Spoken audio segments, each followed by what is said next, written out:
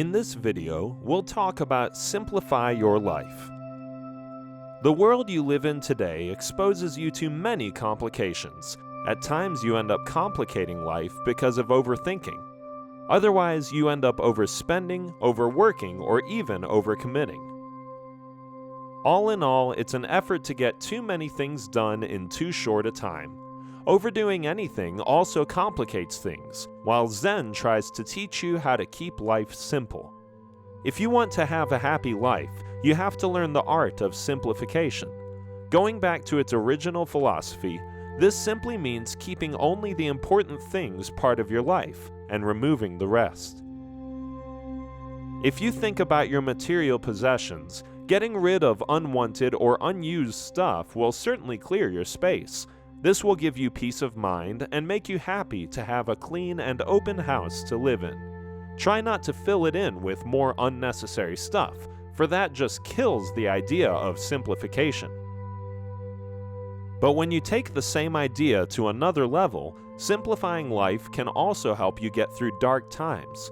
When you clear your mind of negativity and unruly thoughts that don't matter, you also provide space to your mind. This space will help you absorb things that are actually important. Clear out your mind by taking in only what keeps it fresh.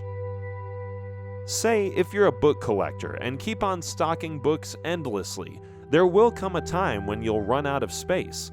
You'll either have to stop buying new books or chuck out some old ones.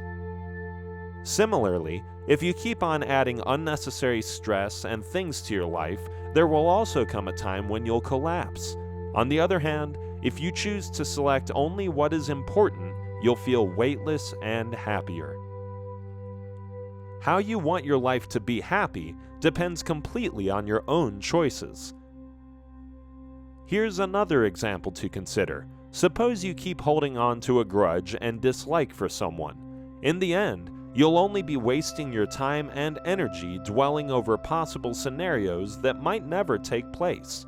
The only way you can overcome all this is to simplify your life by letting go of things that don't matter.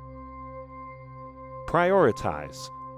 Once again, let's start off with a reminder of what's most important to you.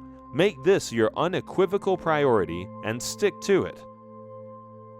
Ideally, the structure of your daily life should be a reflection of your priorities.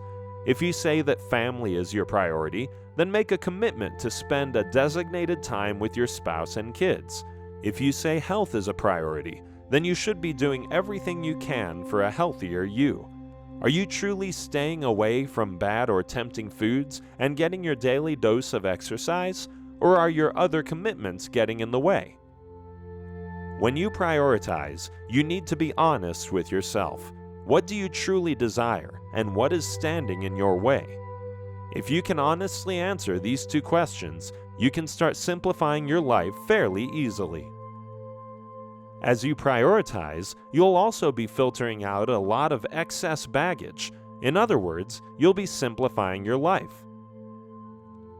It can become a process where you rearrange your life so that it closely reflects your priorities.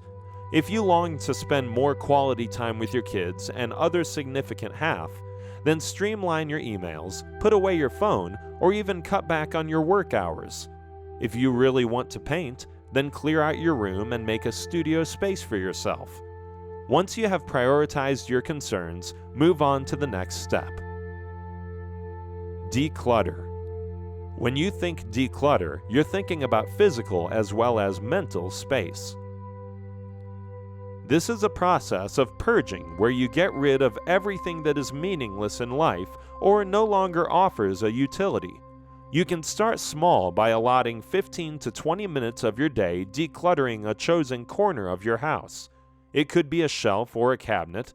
Stop after 15 minutes and come back to it the next day.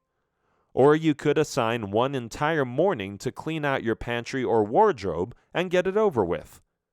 You can go with whichever method works for you best. As you purge, assign 3 boxes labeled trash, keep, and maybe. The first 2 should be simple enough if you follow this advice. Anything that you haven't used in the last year can go. You probably won't use it in the next year, too. Keep it if you use it all the time and it still has some years left in it. The maybe stash can be a bit tricky, but don't let it overwhelm you. This should be for things about which you're on the fence. Keep the box out of sight, and if you don't use it in the next 6 months, toss it out as well. The trick for success in decluttering is to be merciless. The less stuff you have, the fewer distractions there will be, and the simpler your life. You'll see that one of the things that give you true peace of mind is a clean, simple house. When you talk about decluttering your mind, you'll notice that overthinking exposes your mind to blockage. Because of overload at times, you are unable to think properly. You need to deal with this quickly, as it won't allow you to be happy for long. A blocked mind becomes unaware of anything happening around it. The stream of clutter you've accumulated in there turns your mental space into a chaotic mess. And soon enough, just like your closets and your cabinets, your mind needs tidying up as well. If you're not sure about what kind of mental clutter is holding you back, just think about these things. Worrying about the future, ruminating about the past, thinking of everyday routines, complaints and grudges, regrets, commitments. If these thoughts are constantly on your mind, you need to clean out some headspace. For starters, not everything needs attention. What's happened in the past is done and can't be undone. What the future holds is not entirely in your hands, so cross that bridge when you come to it. Any negative thoughts that you may be harboring need to go as well, for these will always hold you back. Build a positive skill set. You need to do more than just exist. You need to live. Most people think that existing is enough simply because they have too much going on with not enough time to get it done in. It keeps them so busy that they can't really bother with things like simplification. The problem with this scenario is that they miss out on the essence of life. To simplify means to indulge in a little bit of management. Manage your time and your life wisely so you develop a skill set of lifelong habits, organization, and punctuality.